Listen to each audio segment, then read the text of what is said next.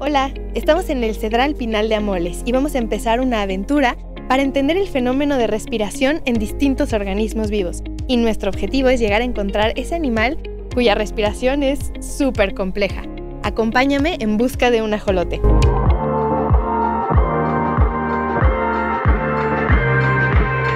Estar descalzo es volverte igual de vulnerable que los seres vivos con los que compartes el espacio. Es atreverte a percibir el mundo tal cual es, apreciar las interacciones y darte cuenta que eres parte de ellas. Descalza de mente, descalza de los sentidos, descalza del corazón. Así vamos a descubrir la vida.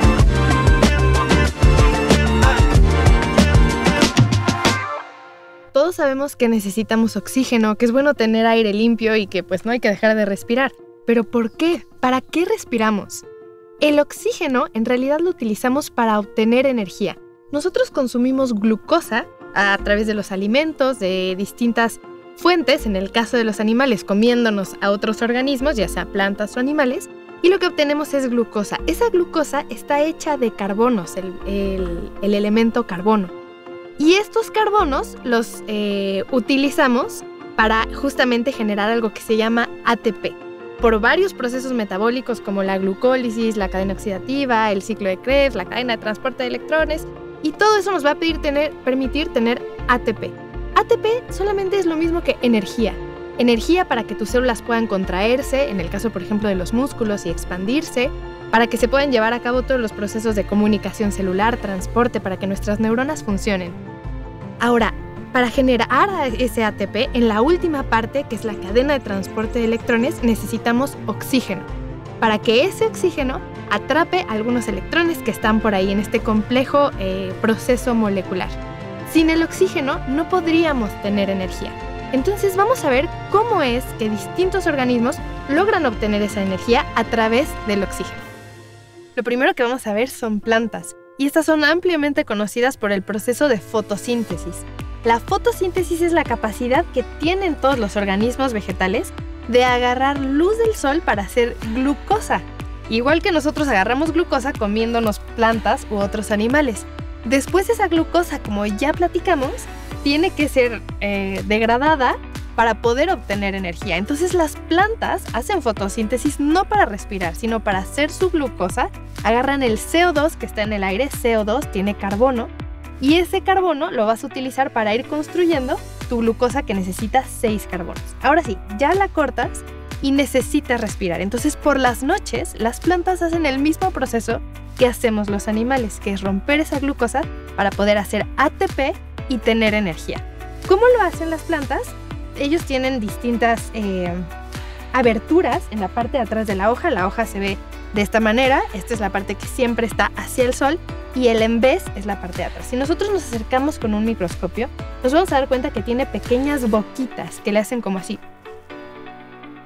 Estas aberturas, cuando abre, puede meterse CO2 y entonces generar tu glucosa, y en la noche, igual que nosotros, necesitan romper esa glucosa y tener energía. Cuando lo rompes, ¿qué generas? Pues CO2, entonces exhalan ese CO2. En la mañana, bueno, en el día, en las horas de luz, lo que hacen es agarrar CO2 y liberar oxígeno, que nosotros vamos a usar para respirar, y en las noches lo hacen al revés.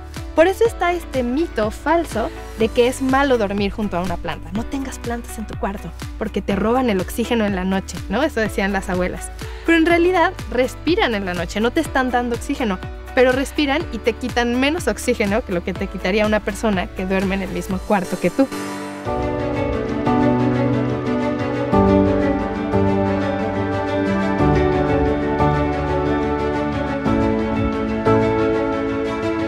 Continuando con esta aventura de respiración, encontramos a un reptil.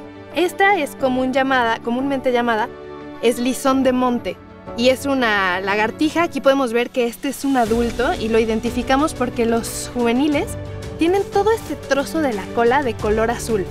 Y ese azul, bueno, es el indicador de que justamente son juveniles. Y ahora, ¿cómo respiran estos bichos, ¿no? Que se ven como tan distintos a nosotros. Bueno, como la mayoría de los vertebrados, el eslizón de monte posee pulmones. Si lo vemos con cercanía, podemos ver justamente cómo está moviendo todos sus músculos que tienen aquí alrededor de las costillas para respirar. Normalmente su respiración es más lenta, solo que ahorita está un poco estresado porque lo agarré. Va a ser un momentito y lo voy a soltar.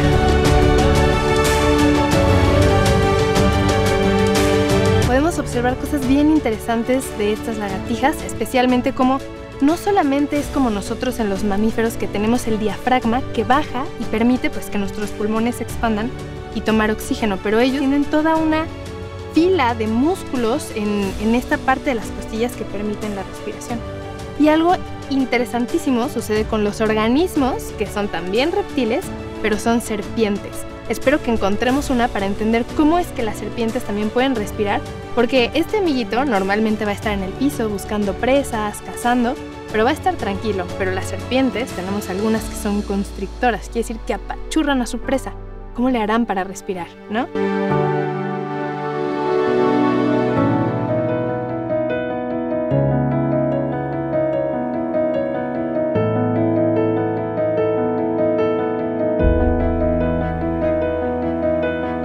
Aquí encontramos a la serpiente, está ahorita disfrutando, está muy fría, está disfrutando del calor de mi mano, bueno, ahorita ya se puso inquieta. Pero estos organismos, como ya platicamos, son reptiles, o sea que respiran a través de pulmones igual que nosotros. Pero estas serpientes, muchas lo que hacen es atrapar a su presa, y en general, por ejemplo, las boas, hasta constrictor lo tienen en el nombre, y lo que hacen es matar a su presa a través de asfixia. Entonces necesitan hacer muchísima presión muscular para asfixiar pues a su presa, ¿no? Ahora, ¿cómo le hacen ellos teniendo esta presión para poder expandir sus pulmones? Además, las serpientes en muchas de las especies tienen 2 pulmones como nosotros, pero un pulmón no se desarrolla. Entonces uno queda largo y extendido, que es de donde más sacan pues el oxígeno, y el otro queda como más pequeño, apachurrado en la cavidad, justo para adaptarse a este cuerpo largo pues que tiene la serpiente. Tienen la capacidad de controlar qué músculo es el que están apachurrando y cuál no. Entonces, de todos los como sacos musculares que tienen alrededor de las costillas, que son justo lo que les permite expandirse para meter aire y constreñirse, cuando están haciendo esta fuerza de apachurramiento, ellos pueden decidir nada más una fila muscular, esa destensarla. Entonces, respirar un poquito desde ahí, porque muchas veces este proceso de estar asfixiando a su presa dura bastante tiempo. Además de que las serpientes suelen ser buenas para aguantar la respiración. Como ellas necesitan ahorrar mucha energía y mucho tiempo donde no hay luz del sol, ellas no pueden moverse, entonces lo que hacen es aguantar la respiración lo más posible. Hay algunas que pueden durar hasta 10 minutos sin estar respirando, obviamente cuando están en situaciones de estrés respiran más rápido, y hay algunas acuáticas, por ejemplo, que pueden aguantar hasta 1 hora la respiración. Las serpientes acuáticas obviamente tienen que salir porque todos estos organismos que somos pulmonados necesitamos agarrar el oxígeno del aire. Más adelante vamos a ver cómo es que se puede agarrar oxígeno también del agua.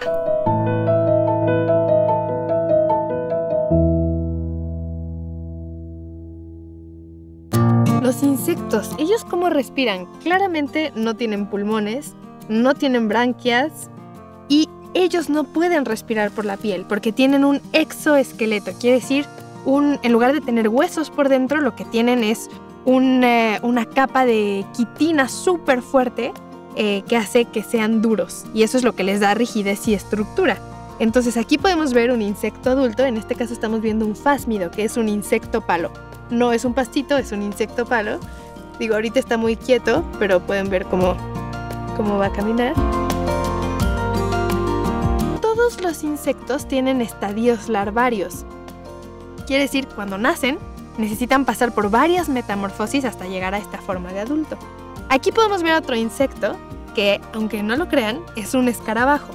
Este comúnmente se le llama gallina ciega y se va a transformar en un escarabajo típicamente cafecito, aunque hay varios tipos de gallina ciega que dan lugar a distintos escarabajos o coleópteros. ¿Cómo respiran estos organismos, tanto los adultos como las larvas? A través de un sistema que se llama el sistema traqueal. En la orillita de las lonjas de la piel que tiene aquí esta larva, se pueden ver unas pequeñas aberturas que serían como los estomas de las plantas, unas pequeñas boquitas que se pueden abrir y cerrar. Y estas mismas aberturas se encuentran en el adulto. Estas aberturas las pueden abrir para meter oxígeno y sacar CO2. Y a través, de estos hoyitos que aquí se ve de color naranja, se conecta toda una red como si fueran venas, pero en lugar de llevar la sangre, llevan la hemolinfa y llevan el oxígeno necesario para los tejidos del bicho. Y es directamente desde esto. Es como si todo su cuerpo estuviera lleno de narices a lo largo tanto de la larva como del insecto adulto. Ahora vamos a ver otro tipo de respiración que está muy presente en los organismos acuáticos, tanto invertebrados como vertebrados, que son las branquias.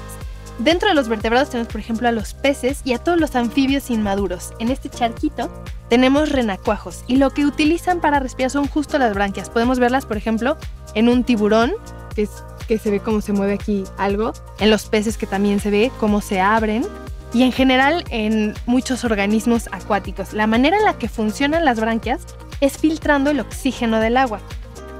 No es que del H2O, por ejemplo, le quites el oxígeno. Eso requeriría muchísima energía y no es sencillo hacer ese cambio.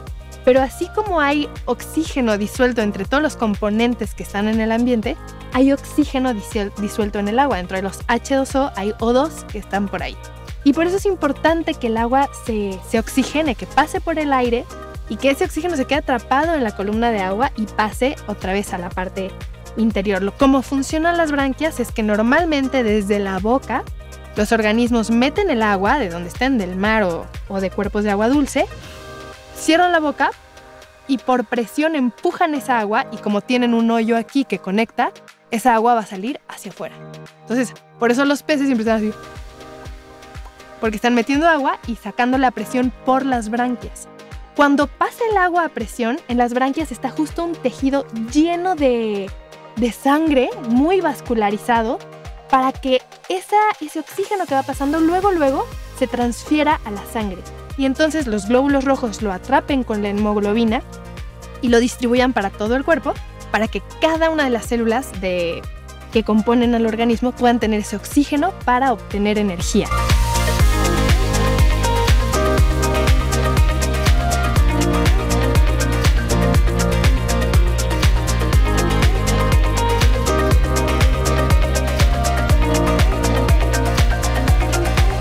A lo largo de los años me ha tocado venir aquí varias veces precisamente en búsqueda del ajolote.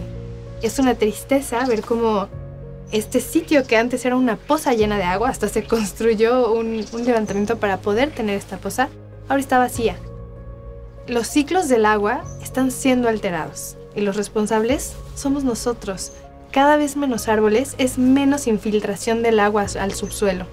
Y esta agua es la que nutre también todos los cuerpos superficiales de los que no solamente nosotros nos abastecemos, también otros organismos. Acá en la orilla, por ejemplo, hay huellas de animales grandes que pensamos que pueden ser de puma, porque tienen que venir ya hasta esta zona para conseguir esa agua. El plantar árboles, el cuidar el agua que tenemos, el permitir que se filtre y tener menos planchas de asfalto, es en beneficio de todos, es en beneficio de las especies que como ahora llegamos y es muy difícil encontrarlas. Ya no hay oxígeno que caiga de la cascada enorme que tenemos acá atrás, ya no cae una sola gota. La caída del agua no solamente abastecía de más agua a esta poza, sino de oxígeno. Al no tener oxígeno el agua, el ajolote se va a convertir en salamandra, va a tener que forzar su metamorfosis hacia convertirse en salamandra. Entonces, estas imágenes, aunque fuertes, son bien importantes para que tomemos conciencia de ello. El agua está cambiando y tenemos que hacer algo al respecto.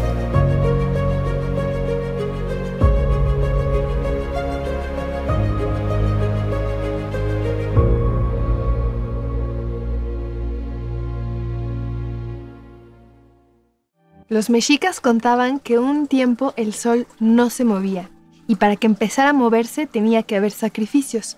Los primeros en sacrificarse fueron los dioses y de ahí derivaron después las costumbres de sacrificar también humanos. Pero hubo un dios que no se quería sacrificar y que comenzó a esconderse. Primero en el maíz, después en el maguey y al final se convirtió en un ajolote para que no lo vieran. Quetzalcóatl lo encontró y para castigarlo lo dejó como ajolote para siempre, viviendo en la oscuridad. Esta es la leyenda mexica de los ajolotes, que nos hablan de cómo están impregnados desde la cultura en nuestras vidas.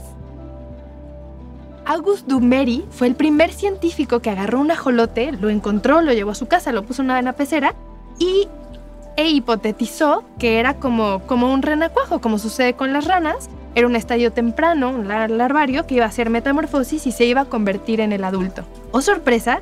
Que estos ajolotes no se convertían en el adulto. Y lo que define si eres adulto o si eres juvenil es tu capacidad de reproducirte.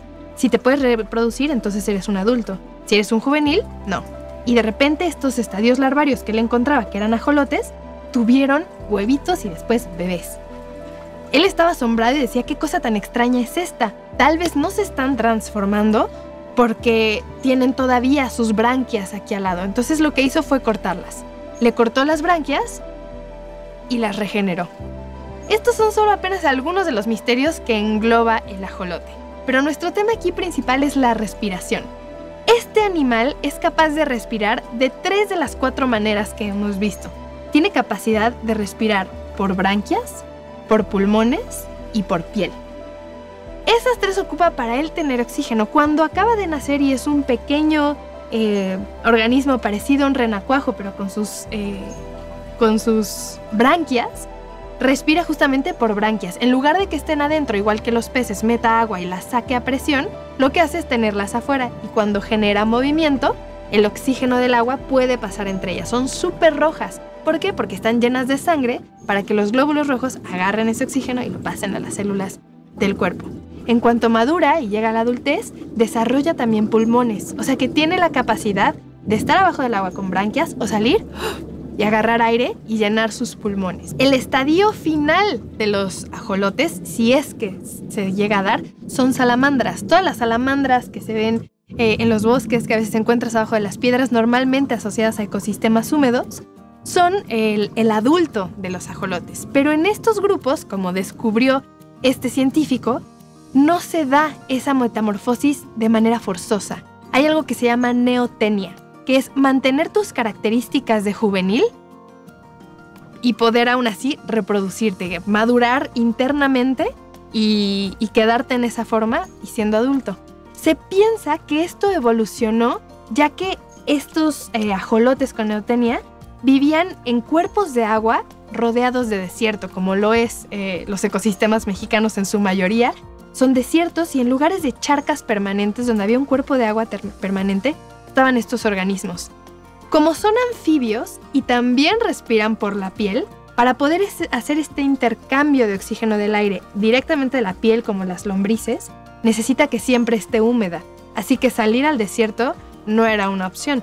Tenían que mantenerse en los lugares húmedos. ¿Y qué más húmedo que el agua? Así que empezaron a poder reproducirse dentro de estos cuerpos. Con el tiempo, muchos de estos cuerpos han perdido su agua o han perdido el oxígeno, o ya no hay una filtración que permita su bienestar. Así que muchos de estos ajolotes sí pueden transformarse a salamandras. Pero la otra cosa interesante fue lo que descubrió este señor, que le cortó las branquias para ver si se volvía una salamandra, y no solo no se volvió salamandra, sino que las regeneró por completo. Todos los animales tenemos, los organismos, una cierta capacidad regenerativa. Es más evidente en plantas, por ejemplo, cortas una rama, sale otra y también tiene hojas. Pero si yo ahorita me corto un brazo, no me va a salir otro, voy a tener un muñón. Mi capacidad regenerativa es tan limitada como generar una cicatriz, parar el flujo de sangre y cicatrizar este tejido. Aunque cuando somos jóvenes tenemos unas células madre en la puntita de nuestro dedo y por eso si te cortas un pedacito podría regenerarse. Pero en realidad esto es súper limitado. Si un pulpo, por ejemplo, se le corta un tentáculo, lo regenera por completo. Si a un gusano plano, como una solitaria, lo cortas en pedacitos, no solamente regenera los pedacitos que le faltan, sino que de cada uno de esos pedacitos sale otro organismo. Lo mismo con las estrellas de mar. Lo que tienen en común estos organismos de regeneración es que son invertebrados. Pero los ajolotes no. Los ajolotes son anfibios, hermanos de las ranas. O sea que son vertebrados, tienen huesos. Y esto no sucede a un pájaro, no se regenera igual, un mamífero, no un reptil. ¿Por qué ellos sí pueden? Los científicos dijeron, pues, hagamos estudios genéticos. Seguramente tienen genes que nosotros no tenemos. Hacemos el estudio, hicieron el estudio los científicos, y tienen exactamente los mismos genes correspondientes a un vertebrado normal. Parece que lo que hace esta diferencia de regeneración es la forma en que modulan estos genes, cómo regulan esta expresión genética. Y esto es relevante para la ciencia, porque saber cómo regulamos esos genes podría ayudarnos, por ejemplo, a ciertos problemas en humanos. Pero lo más interesante para mí no son las aplicaciones, sino el animal en sí. Se ha visto que pueden regenerar columna vertebral, que pueden regenerar partes de cerebro, que pueden regenerar partes de ojo y cualquier extremidad en su totalidad.